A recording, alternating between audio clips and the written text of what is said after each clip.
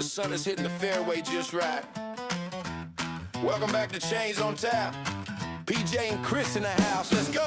Early morning mist is rising off the short grass. Got the bag packed heavy, yeah, we're moving fast. PJ's got the driver, Chris is eyeing up the line. Between the cedar trees where the morning sun shines. It's a 300-footer with a wicked little fade. Thinking about the choices and the putts that we made. But first things first, hit a rimmy little sound. The sound of the cooler as we're walking the ground. Just two best buddies with a passion for the flight. Talking flight numbers until the fading of the light is Chains on Tap. Yeah, we're ringing the bell. Stories from the circle that we're dying to tell. With a cold beer in hand and a disc in the other. Throwing down lines like a long lost brother. From the T-pad box to the bottom of the cup. Chains on Tap, yeah, we're filling it up. Yeah, hey guys, welcome to our podcast today. Chains on Tap. I'm your host, Chris, and that's my co-host, PJ. It's all right. It's all good. PJ over there. We are, I guess, what would you call us? Disc golf enthusiasts? Probably something a little more than enthusiast. I do like saying enthusiast, though. Enthusiast. Big SAT word for us people like me. I have no vocabulary at all, and I try my best. But this is our new show, our new podcast that we're going to put out on all your major platforms. Hopefully you're listening on Spotify or wherever you get your podcast, and YouTube. We got our camera set up. Welcome to our bar. It's in the process of finishing up. I mean, you see, like, we've got some things that we need to straighten up, but we're excited to be here. I'm excited. Are you? Yeah, I'm really excited. So, guys, we're called Chains on Tap. And the reason is because we love disc golf, but we also love to have a nice cold one. Like when we're at the course or after a nice round, we want to maybe pop a cap and try like a nice IPA or a nice light beer, some kind of beer. So every episode, we're going to bring a beer, either you or me. We'll bring it into our studio audience, and we're gonna sip it, right? Yeah, 100%. All episode, and then we're gonna talk about that beer and recommend it for maybe your weekend out playing. Maybe we're going out playing this weekend, and you want to try that beer. And then also, PJ's got a disc you might be interested in trying. He'll share that later on during our episode. So, do you want to start us out? Yeah, I think so. Let's go ahead and see what beer I brought today. Oh, goodness. Drum roll. Into the cooler. Ooh. What has he got? This is a surprise to me because I was like, I don't know. All right, this is South County What is this? Brewing. It's actually brewed in Fawn Grove, PA. South County. Ooh, nice little label. South County. It's in Fawn Grove, PA, you said? Fawn Grove, PA. It's a 4.2%. Jesus. It's actually small. Is it? Yeah, it's not that big. But what's cool is 4-pack of these is only $8. $8 for a local company. That's pretty cool. And I like it's local. And what kind of, this is a lager? It's a lager. It's so the online reviews. Okay. One guy said light, malty, sweet, hints of leather, honeydew, and smooth and refreshing. I'm not sure about drinking leather. Yeah. Leather. Ooh, I don't know, but I do like a lager, so hopefully. Yeah. And let's go to the company description, which sounds a lot better. All right, go ahead. While I crack it open. It says, ooh. yeah. So the company's description is throwback to simpler times. Lager for 6 weeks, brewed with Pilsner malt, rice, and flaked corn. It's not bad. It really isn't. Try it out. South County Premier. I like the label. They keep it simple. Got a nice little taste. It's smooth, real smooth. It is smooth. It's Good mouthfeel, too. yeah. I could definitely on a hot day, and I'm playing, and you know how I play in the trees. This would definitely help my round out. So in the shade is what you're saying. In the shade, yeah. I mean, they should call it shady beer because it would definitely help me out down there. Yeah, the guy at the local liquor store told me all about it. And a little background on us: he's a light drinker, Keystone. I'm a heavy drinker. Top shelf stuff, you know. I like that dark stuff. Guinness. Guinness is probably my favorite thing to drink. So Yeah. the guy said this is a good dividing point, so I don't scare you away from trying different beers. That's actually, he did a really great job.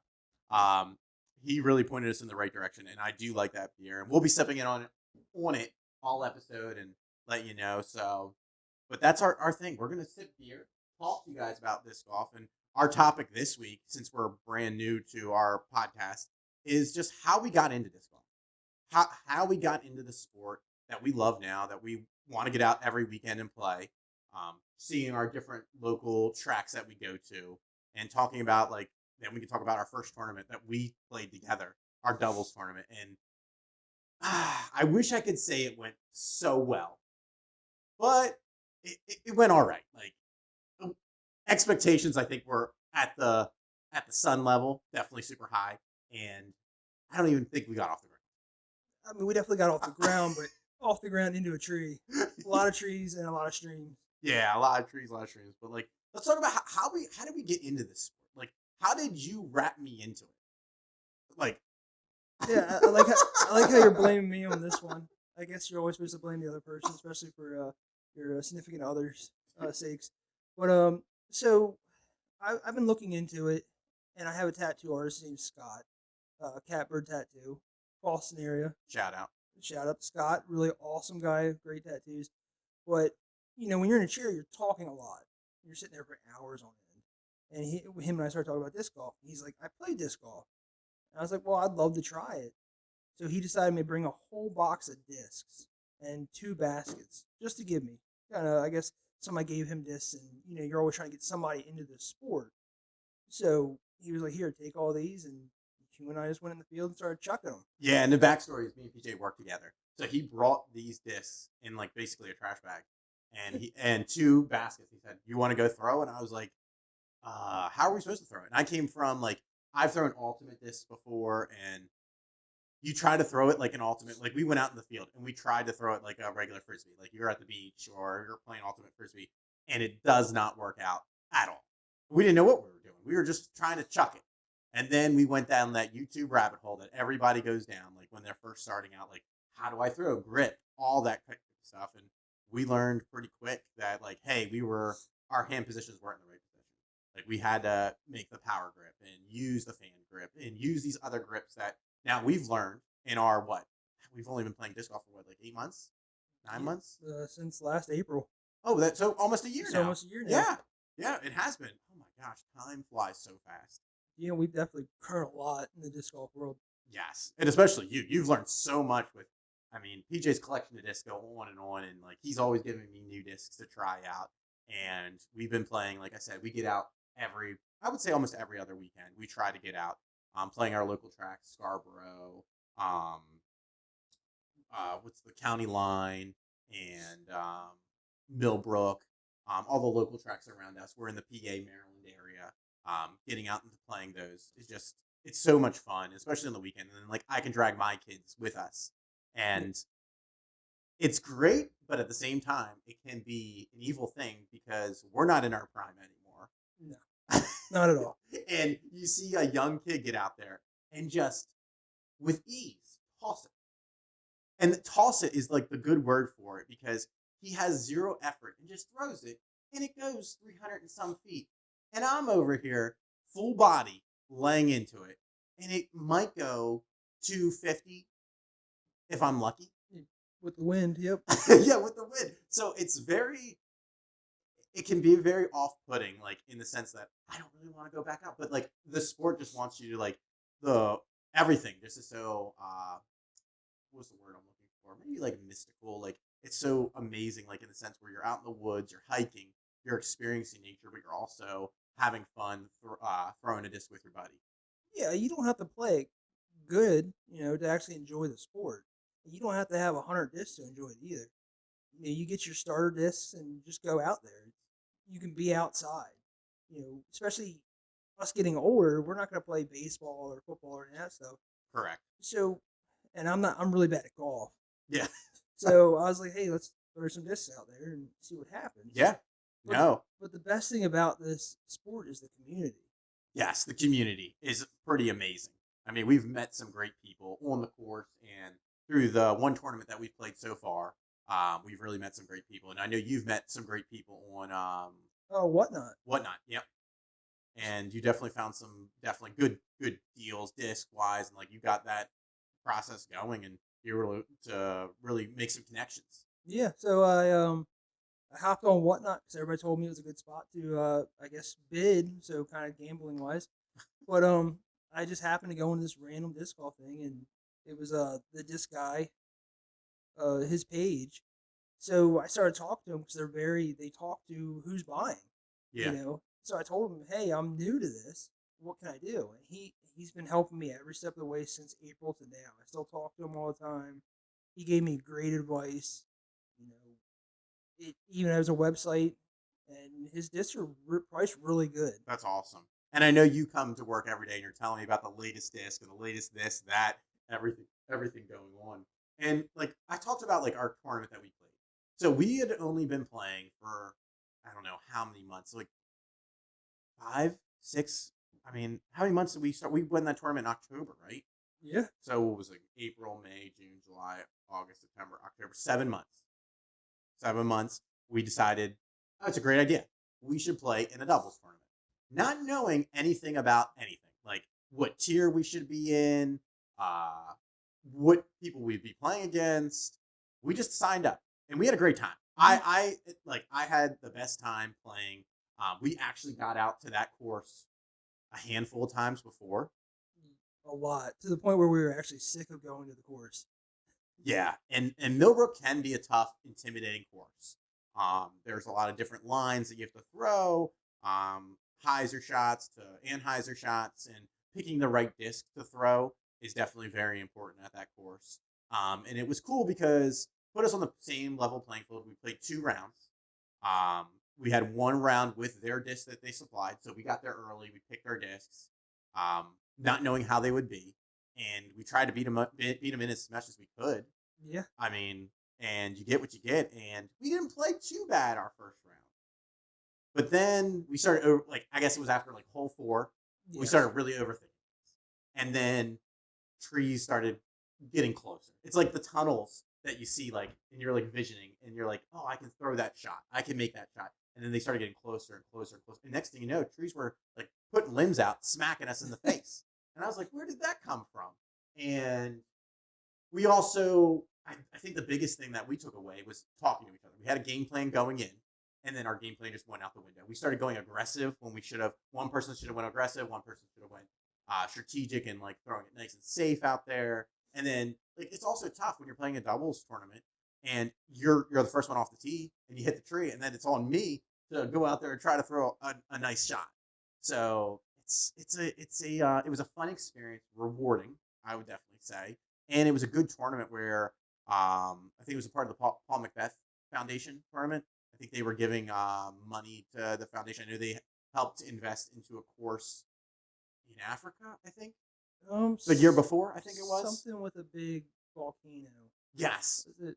I can't remember the volcano's name. I don't remember, but like they put a disc golf course. I know Paul Yeah. Macbeth Foundation put a disc golf course out there. And I could be totally wrong. Maybe it's not in Africa and South America, but I'm pretty confident. I thought it was. I could be wrong. We could always bring that back up next episode.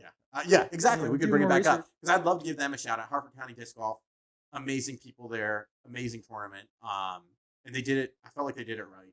And we do have maybe another doubles tournament coming up. Crossing our fingers. If it like the weather kind of gets better, we can get out and throw. Maybe we talked about going out to Western Maryland and playing in a tournament, and that would be so cool. Like I said, now with spring coming back, definitely wants me. And the itch is there. Like I want to get out and throw. Yeah, 100%. And the best thing about this podcast is we're amateurs, and I'm not gonna lie to you. 300 feet's a distance for me right now, unless I get a really good drive, maybe a tailwind. But the thing about this is, you can keep coming back and hearing our progress as the Chains on Tap podcast progresses too, Yeah, which is great. yeah. Hopefully, we can invest in ourselves and help you guys. Maybe like we can talk about too. Our next episode is. I know when we got into disc golf, we just started buying random discs. We just started buying whatever disc. Like for me, I went to the store and I just bought the coolest discs. Yeah. And I didn't look at the weights. I didn't look at the numbers, and my eyes got opened real quick about how the different flight numbers work and how the different plastics are made. And you definitely opened my eyes to that. big Yeah. time. And like how many different companies make different discs, like from Innova to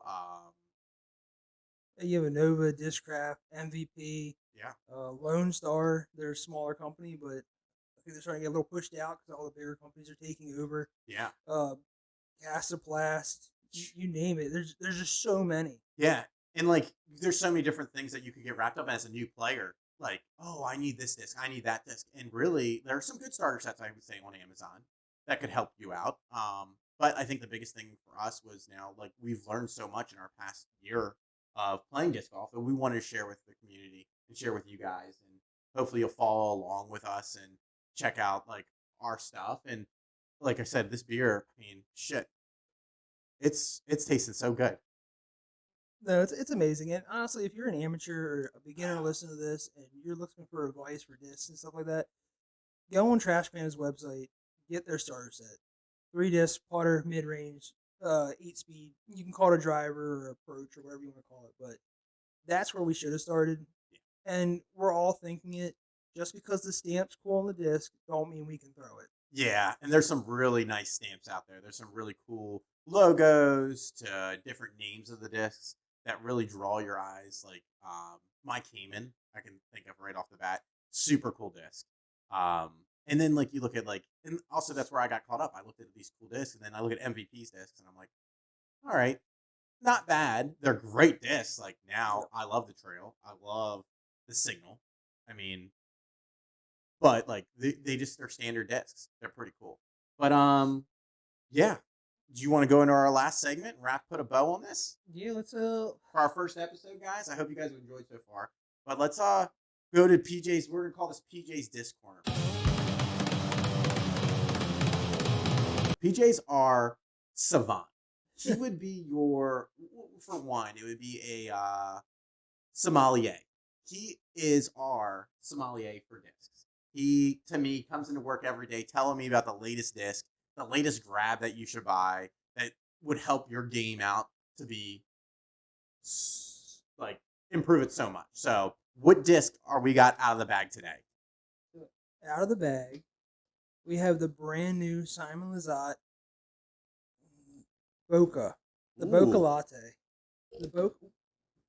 So the Boca is a 7601. I'm gonna hold it for you. Yeah, you can hold it. Hold it for the camera.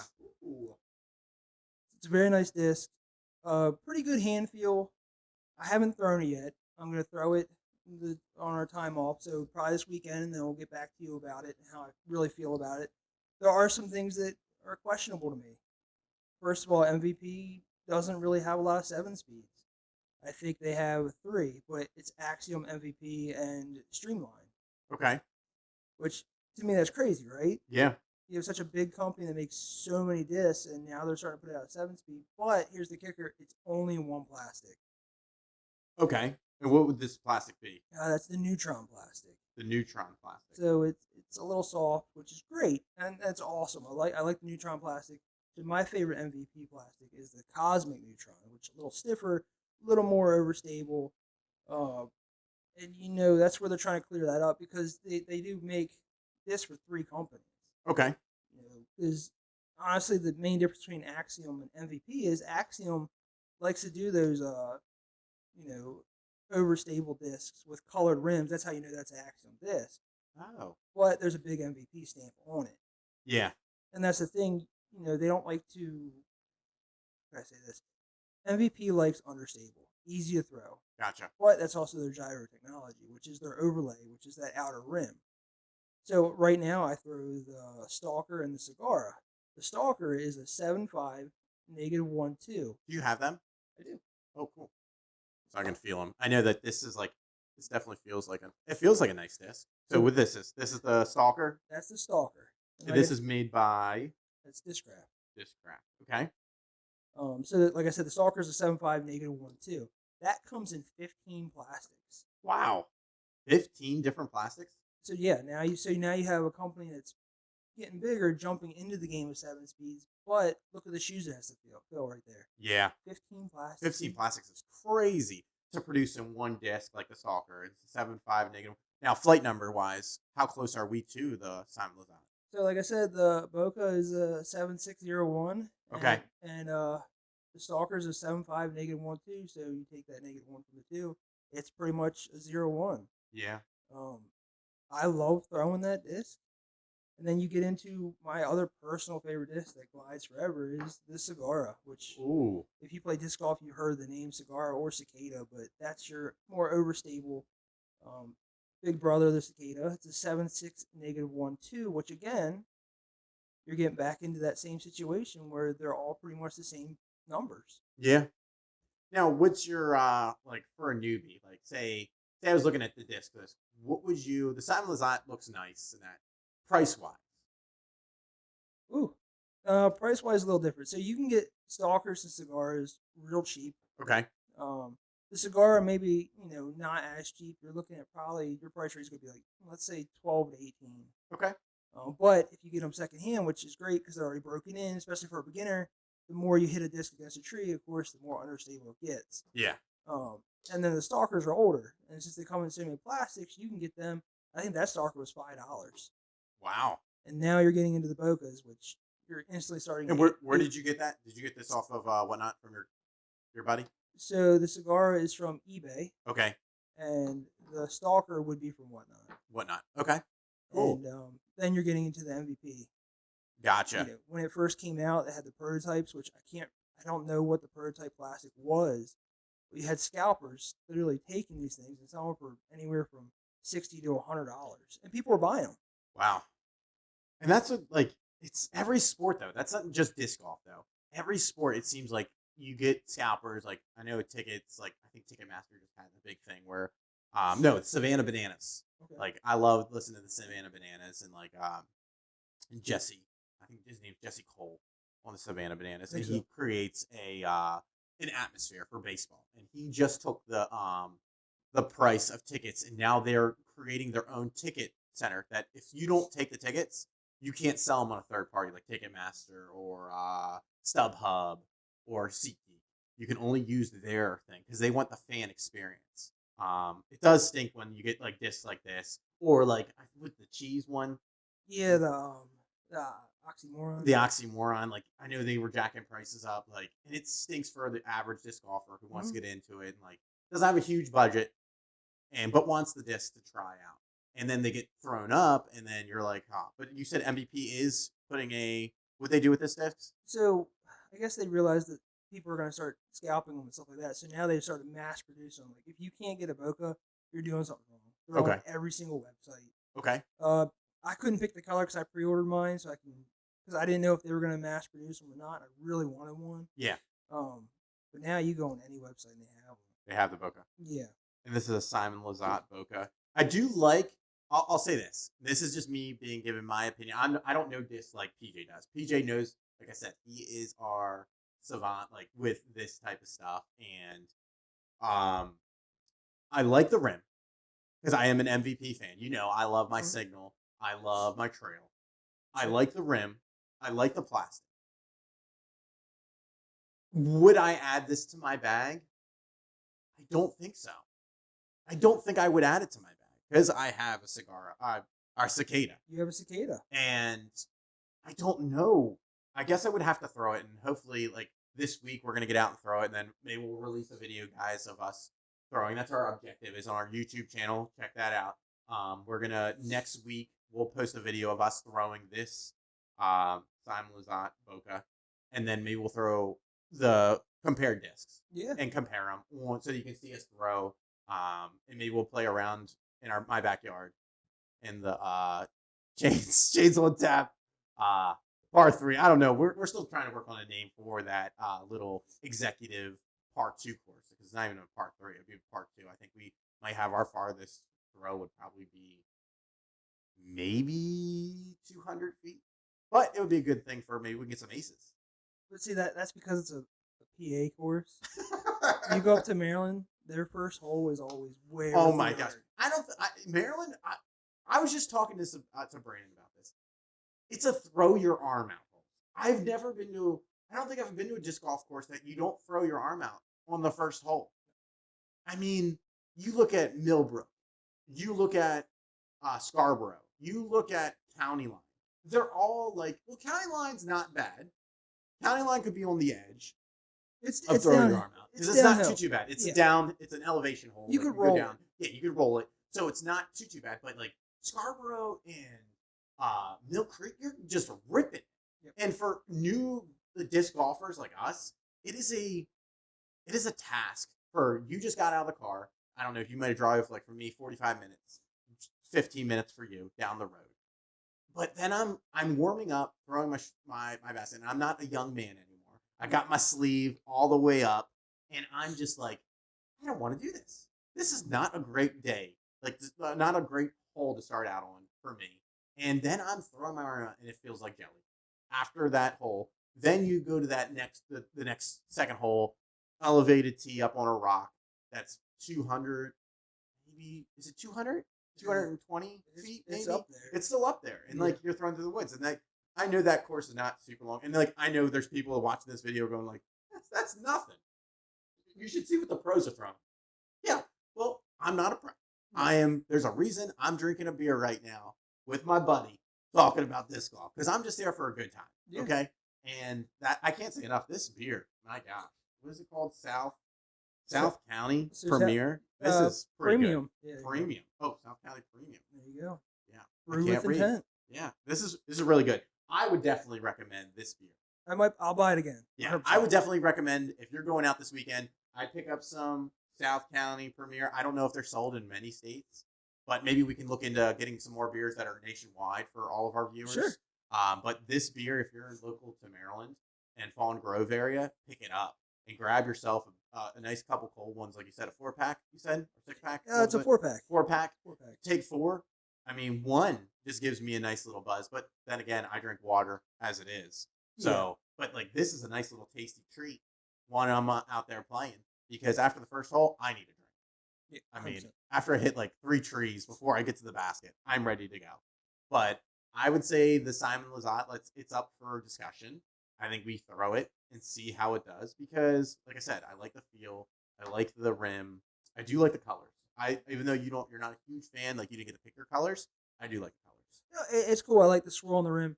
But the thing is, it's like, is it going to replace, my cigar or my stalker? Or we can go any other 7 speeds. I mean, they still have the rhythm. I mean, I use a rhythm. That's a name Okay. too, though, so it's a more understable. Okay. But then you go to my favorite company, Westside. Oh, yeah. We have the Underworld. Yeah. It's like we have to make sure this disc can replace it. Yeah. And the issue is, what I've been reading, especially on Facebook. Yeah. All of them are throwing differently. Really? Some are throwing understable, some are overstable. Okay. Simon was just in a tournament, which his disc looked a little understable, Wow. so he was flipping it over. Okay. I'm excited to throw it. Yeah. Give him a chance. I can't remember what 7 you throw off the top I of don't my even head. know if I had. Do I even have a 7? And you might Oh, not. the Maverick. Is the Maverick a 7? It Or is might. it a 6? I don't think it's a 6. Your signal's your 6. So probably the I think Maverick. my then. Maverick is a 7. Okay. I think it is a 7. I'll have to look at it, but like and also too with being a beginner, we're really not throwing 2 big time numbers either. Like I was No. always told, hey, like lower numbers are the way to go. We kind of stay in weight wise. Like this is a what 172, Yeah. 172 grams you got. So you got a little bit. I don't know. I've told 168, 169, somewhere in that range for a beginner. I mean, what's your recommendation after we've thrown so much? So, especially for beginners, you don't really know how much torque to put on things. So I like to anything under 8 speeds. I like to keep in the 170 somethings. Okay. My 5 speeds are like as heavy as I get. 177. Yeah. I throw the Fox, amazing disc.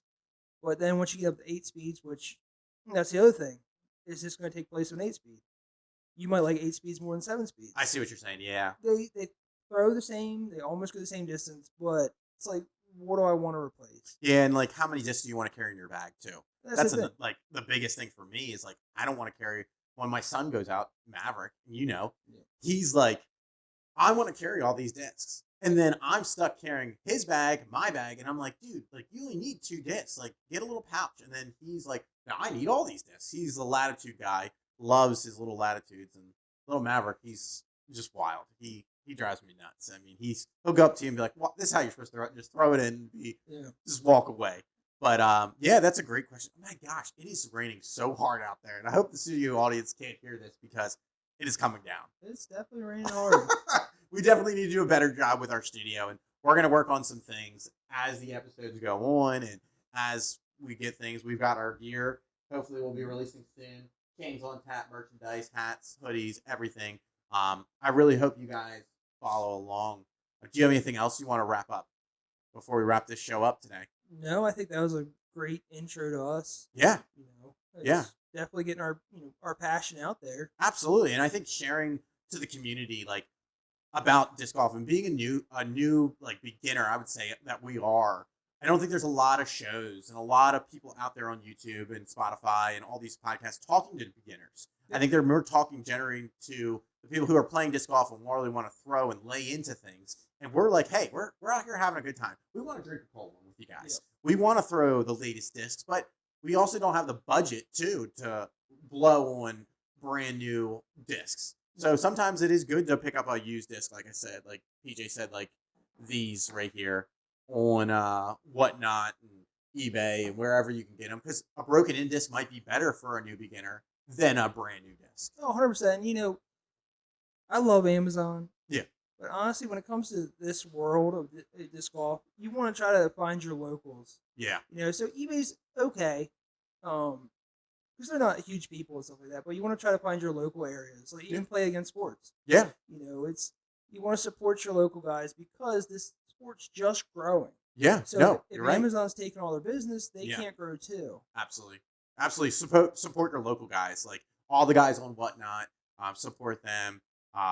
Support all your local courses too. I Yeah. mean, because these guys are out there volunteering. A lot of them are Parks and Rec ran. They're not making any money off these courses. A lot of them, we just go and we play, and they're so enjoyable. And the people who put their work into it, like the guys at Harford County Disc Golf, like when they put on these tournaments, they are just doing it out of the kind, like I think the kindness of their heart. I could be wrong. They could be getting paid, but I don't think they are. I think it's a volunteer thing. And that's pretty amazing for all of us that can enjoy those courses. And I hope the sport does grow, and I hope you guys stick around and enjoy what we got going on. And like I said, this beer here, I would definitely recommend at the end of the day. And like, let's talk about the beer real quick. It's smooth. It's a lager. I kind of like it. Like I love Yingling, so I would compare it to a Yingling. Sure. It's not hard, but it's something I could drink with a nice meal. I could definitely take it on the disc golf course, and I like the size. But in the can, like the colors aren't overwhelming too, because like when you start looking at labels, some of the local brewers like they get wild with their labels. Oh yeah. And this is nice and elegant, soft spoken, and it talks to me. It really does. Yeah, I think that's what they're shooting for, because they do have other beers there, and Yeah. some of them do have cooler cans. Like there's another one that's more hoppy From the same company. from the same company. Okay. I didn't get the names on, but who knows? Maybe they'll be on the show. Yeah, maybe they'll be on the show. I mean, like every week, guys, this is what we're trying to do. We're gonna bring a new beer on, in a new disc, and PJ's gonna introduce the disc, and we'll introduce. I think next week's me. Mhm. I think I'm gonna buy the beer, and that's gonna be great. Like Yeah. I don't know what I'm gonna go with, but it might be wild. One day you might get a beer where they're like, ooh, maybe not today. Yeah. Maybe I keep that in the bag. But hopefully you guys like the show. I hope you guys enjoy it. I hope you guys subscribe. Check us out on all your major social media channels. I think we're starting our Instagram page. Yeah. Hopefully, I don't know if we're gonna get in the TikTok world. We're gonna dabble in it. We might dabble. We Yeah. might get our little toes wet. Yeah. Who knows? 100%. But check us out on Instagram, YouTube, Spotify, and I don't know what else is on. We'll put it anywhere we can. Anywhere. You might see me hold flyers up. I might be out there holding a flyer saying, hey, join Chains on Tap. Okay? Because that's what we're trying to grow. We're trying to grow the community, the disc golf community, and trying to grow everything we got on. So, I guess until next time, right? Yeah. Until next time. Grab yourself a nice cold one. Grab yourself your discs. Take them out to the course. Enjoy the weekend. Go and throw them straight. Try not to take it. And just have a good one. All right, guys? Until next time, All right. we're out. We'll catch you in the next keypad. On the next keypad. Cheers. Chains on tap, yeah, we're ringing the bell. Stories from the circle that we're dying to tell. With a cold beer in hand and a disc in the other, throwing down lines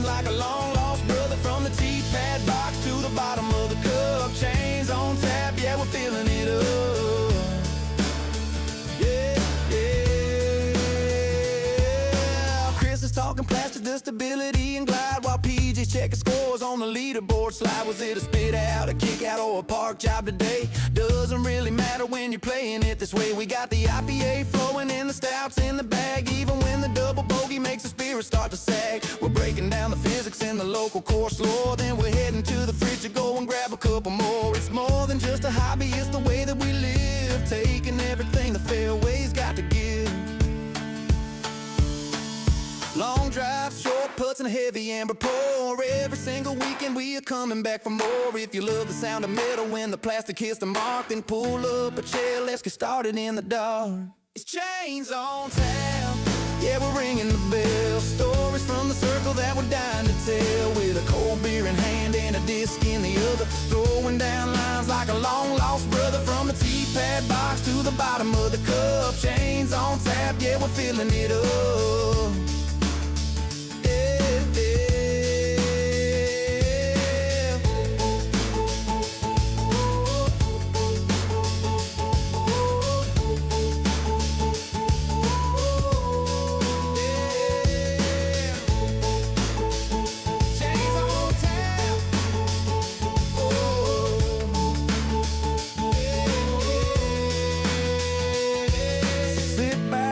And pop a top with the crew. PJ and Chris, we're bringing it to you.